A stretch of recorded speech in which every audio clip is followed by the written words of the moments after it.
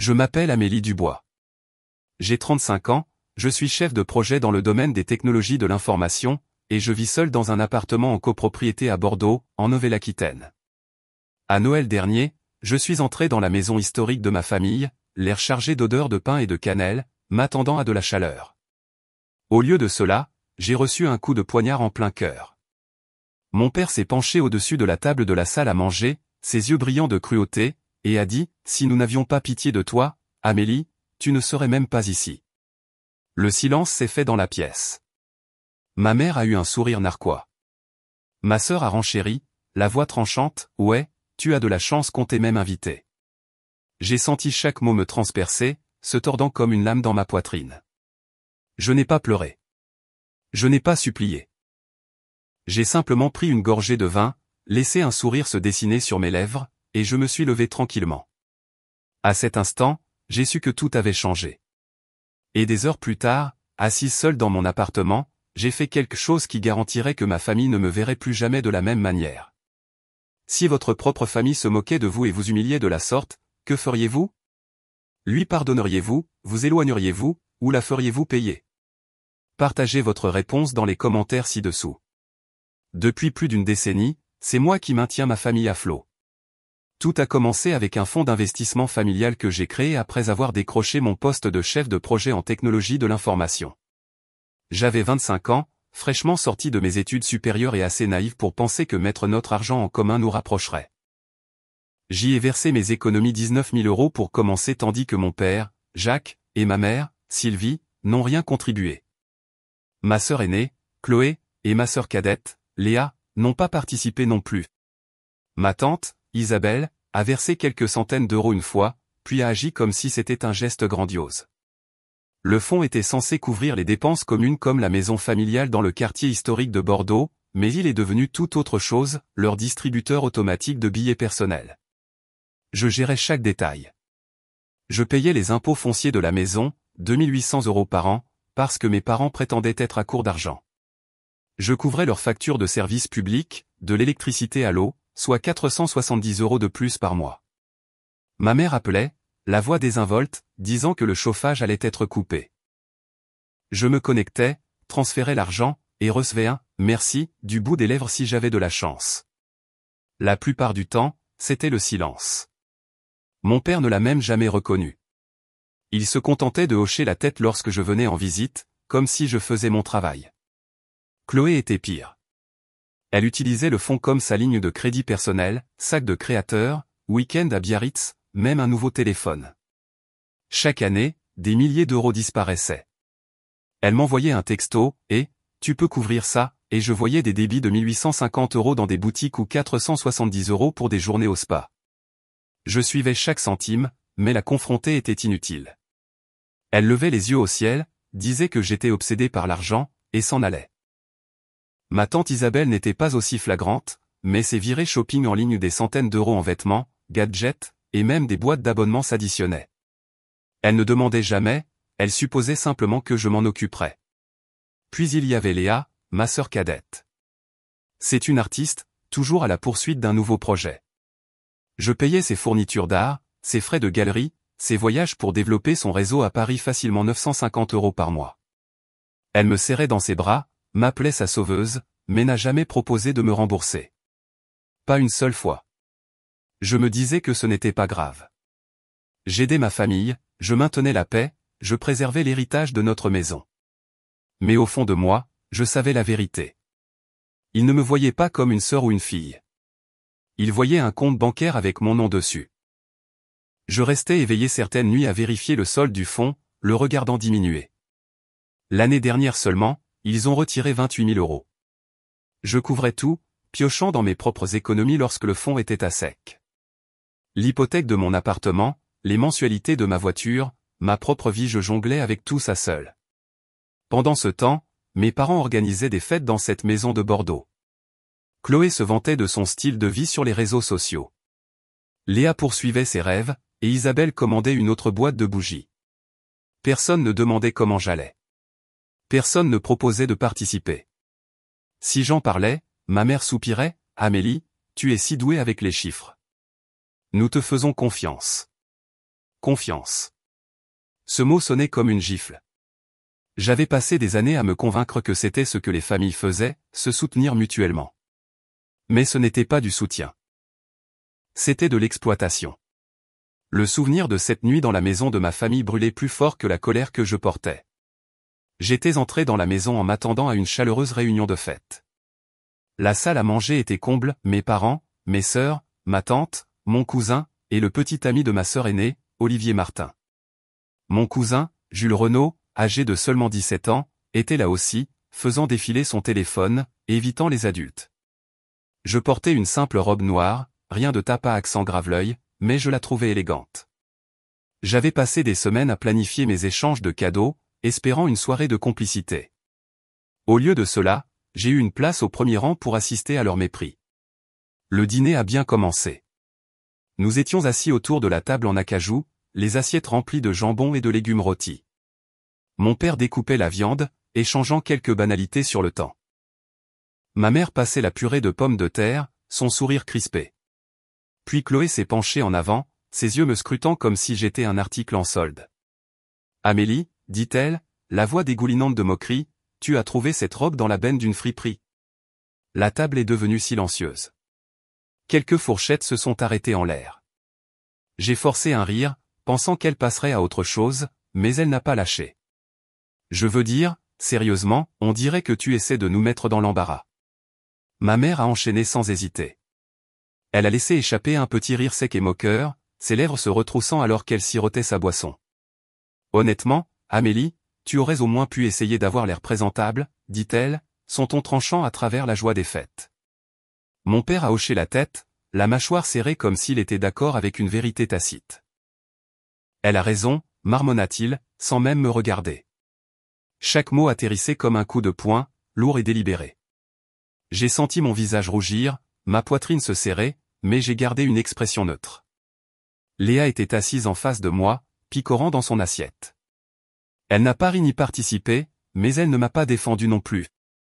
Son silence piquait presque autant que les mots. Isabelle s'est affairée avec sa nourriture, prétendant n'avoir rien entendu. Jules a levé les yeux de son téléphone, son regard croisant le mien une fraction de seconde avant de se détourner. Olivier s'est agité mal à l'aise, s'est raclé la gorge, mais n'a rien dit. La pièce semblait plus petite, l'air plus épais, comme si je rétrécissais sous leur regard. J'aurais pu riposter. J'aurais pu souligner que j'avais payé la moitié de la nourriture sur cette table, que mon argent maintenait les lumières allumées dans cette maison, mais je ne l'ai pas fait. Je suis restée assise, les mains jointes sur mes genoux, et j'ai laissé leurs mots s'imprégner. Le sourire narquois de Chloé, le rire de ma mère, l'accord froid de mon père, ils ne se moquaient pas seulement de ma robe. Ils se moquaient de moi, de mon rôle dans cette famille, de mon existence. Pendant des années, je m'étais dit que leur pique était inoffensive, qu'ils ne le pensaient pas. Mais cette nuit-là, c'était clair, ils me voyaient comme inférieure, moins digne, moins importante, moins que. Je me suis excusé, prétextant avoir besoin d'air, et je suis sorti dans le couloir. Les lumières du sapin de Noël clignotaient dans le coin, un rappel cruel de la chaleur que j'avais espérée. Je me suis appuyé contre le mur, le souffle court, ressassant leurs mots. Friperie, nous mettre dans l'embarras, tu ne cadres pas. Chacun d'eux a alimenté quelque chose en moi, quelque chose que j'avais enfoui sous des années à jouer la fille dévouée. Je n'étais pas seulement blessé. J'en avais fini. Fini de les laisser me piétiner. Fini de prétendre que leur cruauté était acceptable. Debout là, j'ai fait un choix. Je n'allais pas laisser passer ça. Pas cette fois. De retour dans mon appartement cette nuit-là, j'ai enlevé mes chaussures, l'écho des paroles de ma famille résonnant encore dans mes oreilles. Mon ordinateur portable était sur le comptoir de la cuisine, son écran sombre mais m'appelant. Je l'ai ouvert, la lueur éclairant mon visage alors que je me connectais au portail du fonds d'investissement familial. Mes doigts bougeaient vite, animés par une clarté que je n'avais pas ressentie depuis des années. J'ai changé le code d'accès principal, bloquant tous les comptes associés. Personne d'autre n'avait les compétences techniques pour gérer ce fonds. Mes parents utilisaient à peine le courrier électronique. Ma sœur aînée pensait que, mot de passe, demandait trop d'efforts, et ma sœur cadette était trop occupée à peindre pour s'en soucier. Le fonds était sous mon contrôle, et j'en avais fini de partager. J'ai consulté l'historique des transactions, curieuse mais pas surprise de ce que j'allais trouver. Les chiffres racontaient une histoire pire que je ne l'avais imaginée. Au cours de l'année écoulée, 56 000 € avaient disparu. Ma mère avait retiré 7 500 € pour des réparations domiciliaires qui n'ont jamais eu lieu. De nouveaux rideaux ne comptaient pas. Mon père avait retiré 4 700 € pour une adhésion à un club de golf qu'il utilisait à peine. Les dépenses de Chloé étaient les pires, 21 000 € en hôtel de luxe, vêtements de créateur et un voyage à Ibiza dont elle s'était vantée en ligne. Ma tante avait accumulé 3 750 € en services d'abonnement et gadgets, tandis que les projets artistiques de Léa, frais de galerie, fournitures, voyages avaient englouti 20 000 € supplémentaires. Mes contributions, près de 38 000 € de mes propres économies, avaient maintenu le fonds en vie. Ils avaient tout pris sans une seconde pensée. Je me suis penché en arrière, le poids de ces chiffres s'installant. 56 000 €. Des années de mon travail acharné, de mes nuits tardives à gérer des projets, de mes sacrifices partis alimenter leur égoïsme. J'ai senti une vague de colère, mais elle n'était pas irréfléchie. Elle était ciblée. J'ai ouvert ma messagerie électronique et rédigé un message à l'avocat avec qui j'avais déjà travaillé, Michel Girard. Je dois dissoudre le fonds d'investissement familial, ai-je écrit. Pouvons-nous nous rencontrer demain? J'ai cliqué sur envoyer, le cœur calme. Michel était vif, discret et savait comment gérer des montages financiers complexes. Il m'avait aidé à créer le fonds des années auparavant. Maintenant, il m'aiderait à y mettre fin. En attendant sa réponse, j'ai exploré plus en profondeur les paramètres du fonds. J'ai révoqué chaque utilisateur autorisé, mes parents, Chloé, Léa, ma tante. Chaque clic me donnait l'impression de me délester d'un poids que j'avais porté trop longtemps. J'ai mis en place une authentification à 2 facteurs, la reliant uniquement à mon téléphone. À 23 h, le fonds était hermétiquement verrouillé, inaccessible à quiconque sauf moi. Michel a répondu par courriel, disponible à 9 h. Discutons-en. J'ai confirmé le rendez-vous, puis j'ai fermé mon ordinateur portable. Le silence dans mon appartement semblait différent maintenant. Pas lourd, mais libre. Je n'ai rien dit à ma famille. Pas un mot. Ils ne méritaient pas d'avertissement. Pendant des années, ils m'avaient utilisé, s'étaient moqués de moi, avaient pris mon argent tout en me traitant comme si j'étais invisible.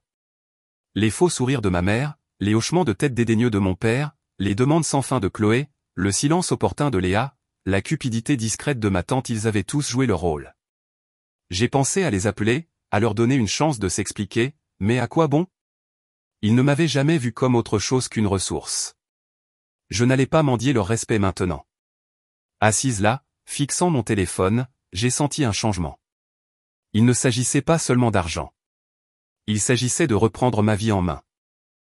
J'avais passé trop longtemps à essayer de gagner leur approbation, espérant que mes sacrifices les amèneraient à m'apprécier.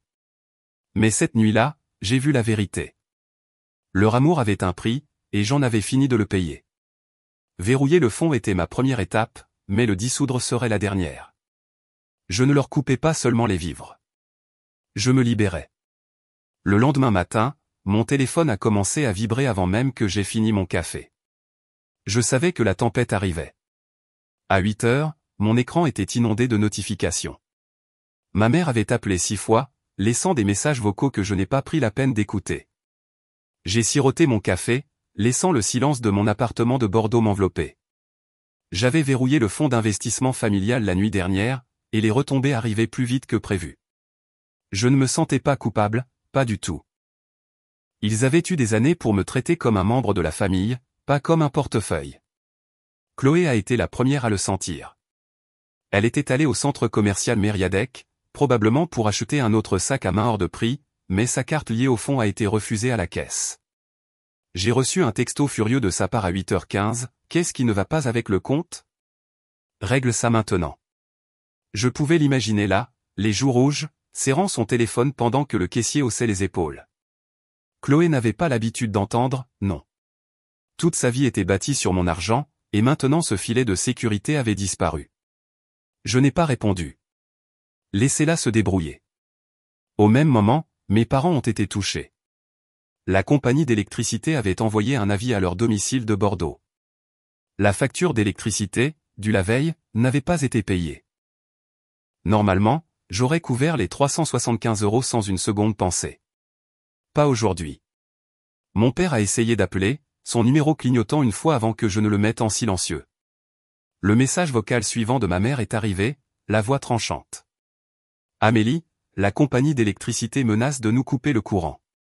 Fais quelque chose. J'ai écouté celui-là juste pour entendre la panique s'insinuer dans son ton.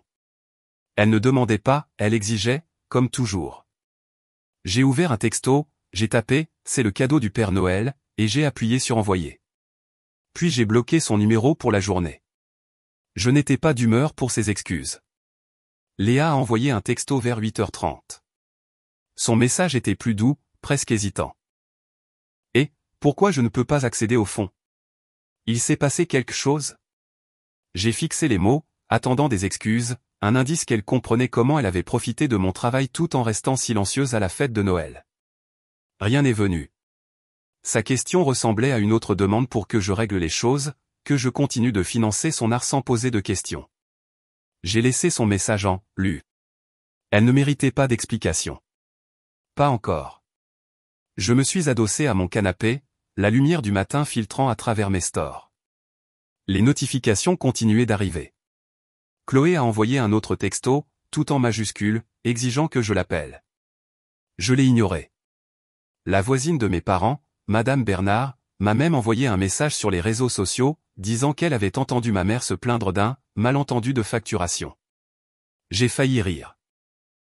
Malentendu? Non, c'était délibéré. J'avais passé des années à payer pour leur vie, électricité, eau, virée shopping de Chloé, frais de galerie de Léa.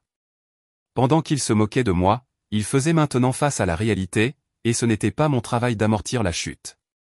Le chaos n'était pas seulement financier. Les textos de Chloé laissaient entrevoir quelque chose de plus profond. Elle a mentionné une affaire qu'elle ne pouvait pas conclure sans le fond.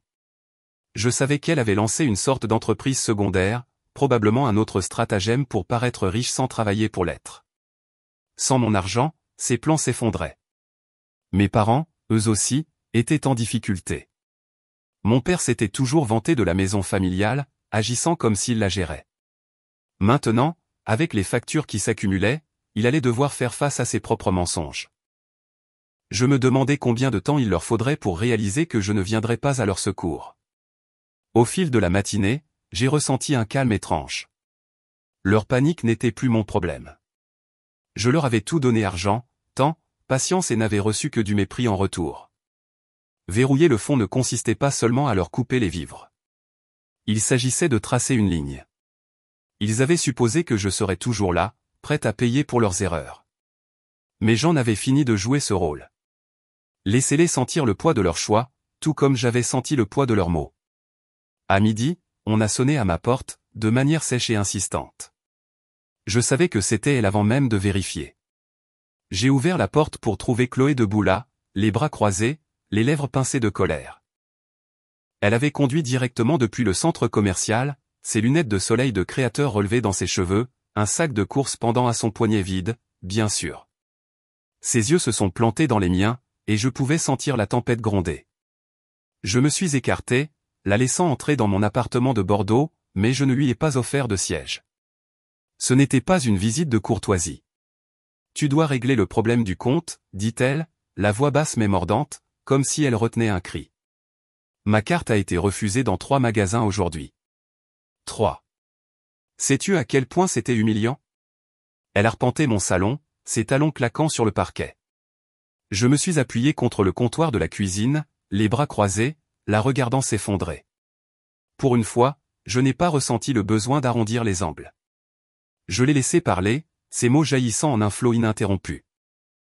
Elle a fulminé à propos d'une affaire qu'elle ne pouvait pas conclure, d'un client qui s'était retiré parce qu'elle ne pouvait pas payer les frais initiaux, d'une réputation qu'elle essayait de construire. Tu me mets dans le pétrin, Amélie, lança-t-elle en pointant un doigt manucuré vers moi. Déverrouille juste le fond. Ce n'est pas si difficile. Son ton était le même que celui qu'elle avait utilisé à la fête de Noël, comme si j'étais une nuisance, un problème à résoudre. J'ai pris une lente inspiration, gardant ma voix stable. Les sœurs ne se traitent pas comme des banques, ai-je dit. Ses yeux se sont écarquillés comme si elle ne pouvait pas croire que je lui répondais. Pendant des années, j'avais laissé passer ses exigences, couvert ses dépenses excessives, ignoré ses piques. Plus maintenant. Tu utilises mon argent comme si c'était le tien, ai-je poursuivi. Et j'en ai fini avec ça. Le fond reste verrouillé. Le visage de Chloé est devenu rouge, ses mains se crispant en poing.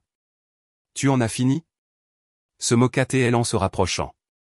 Tu penses que tu peux simplement me couper les vivres après tout ce que j'ai fait pour cette famille? Sa voix s'est élevée, aiguë et accusatrice. Tu es égoïste, Amélie. Tu l'as toujours été. Assise dans ton appartement chic, à faire comme si tu valais mieux que nous. J'ai failli rire de l'ironie. Tout ce qu'elle avait, ses voyages, ses vêtements, sa soi-disant entreprise était construit sur mes économies. Je n'ai pas bronché. Tu n'as pas de leçon à me donner, ai-je dit, ma voix calme mais ferme. Je paie pour ta vie depuis des années. Tu ne sais même pas combien tu as pris. J'aurais pu tout énumérer, les 21 000 € qu'elle avait flambés en hôtel et en shopping, les voyages qu'elle exhibait en ligne, mais elle ne l'aurait pas entendu. Sa colère était trop forte, étouffant toute chance de raison. Elle a levé les mains en l'air, arpentant de nouveau la pièce. C'est ridicule, siffla-t-elle. Tu vas tout gâcher. Les factures de maman et papa. L'art de Léa. Mes affaires. Tu nous détruis. Elle s'est arrêtée, me foudroyant du regard, attendant que je cède. J'avais déjà vu ce regard, celui qui s'attendait à ce que je recule, que je règle ses problèmes comme toujours. Mais quelque chose en moi avait changé. Je n'étais plus son filet de sécurité.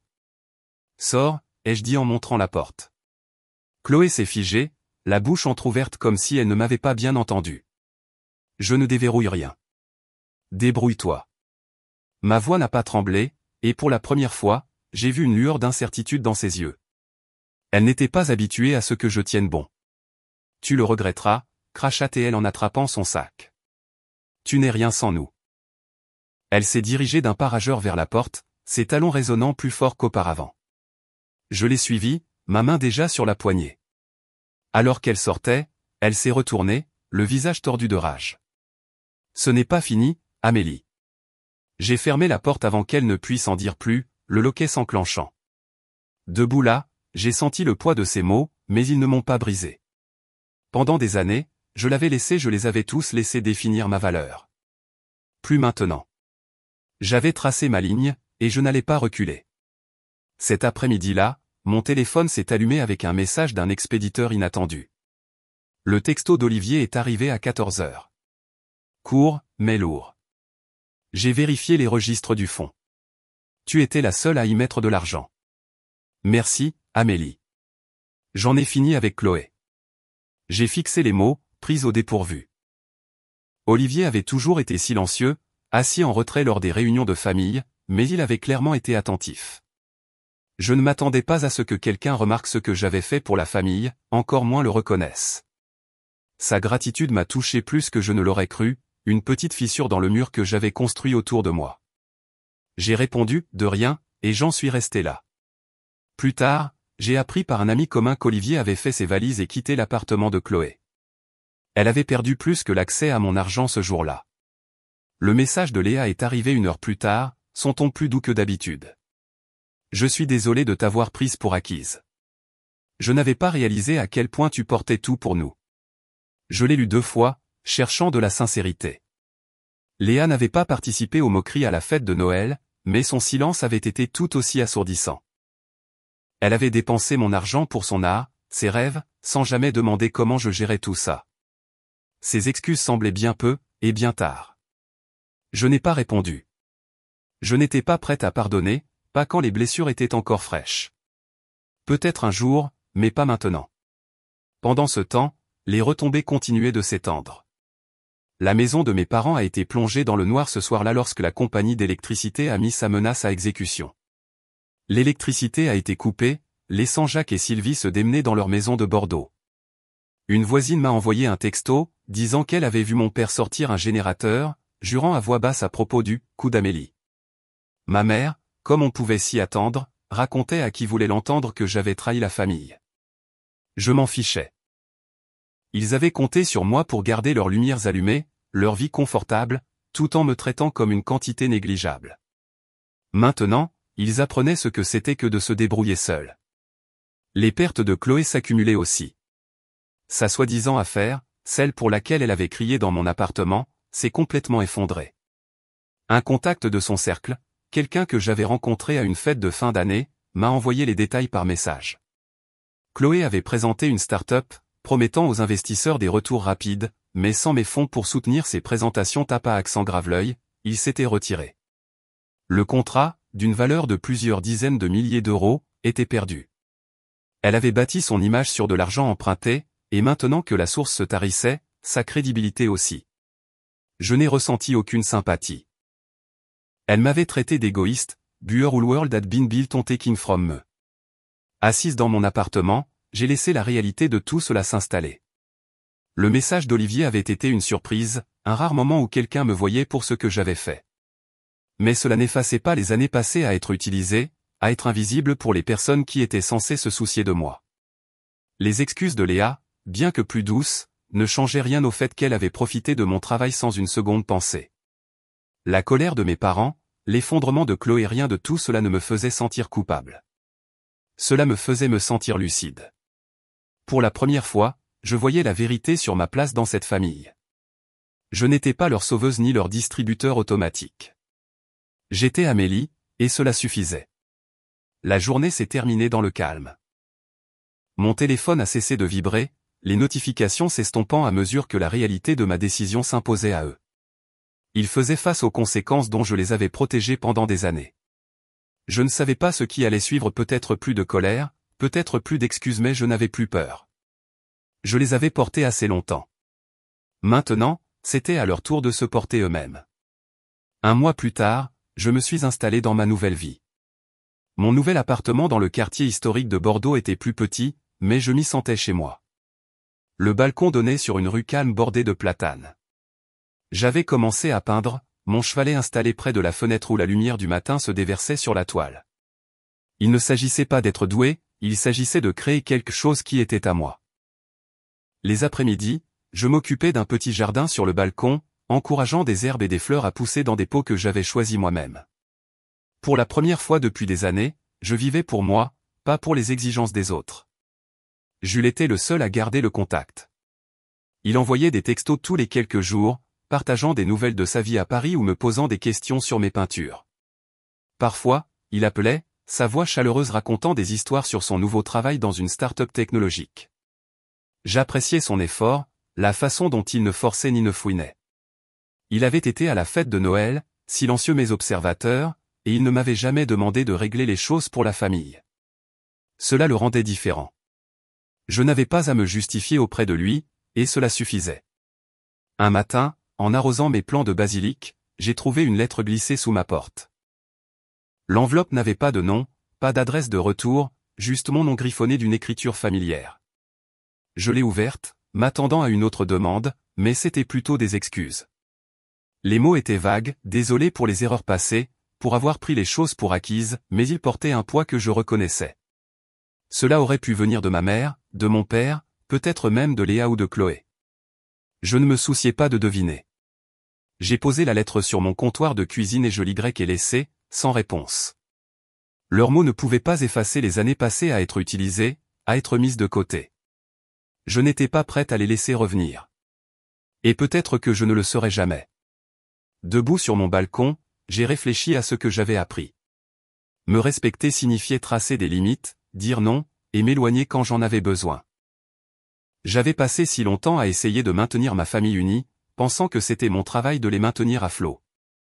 Mais ils ne m'avaient jamais vu. Pas vraiment. Leur couper les vivres ne concernait pas seulement l'argent. Il s'agissait de reconquérir ma valeur. Je n'étais pas leur banque ni leur solutionneur de problèmes. J'étais Amélie. Et cela suffisait. À quiconque écoute mon histoire, je dirais ceci, pensez à vos propres limites. Qui prend plus que vous ne pouvez donner? Qui s'attend à ce que vous portiez leur fardeau tout en ignorant le vôtre? Ce n'est pas égoïste de se faire passer en premier. C'est une question de survie. Tracez vos lignes, tenez-les fermement, et ne vous en excusez pas.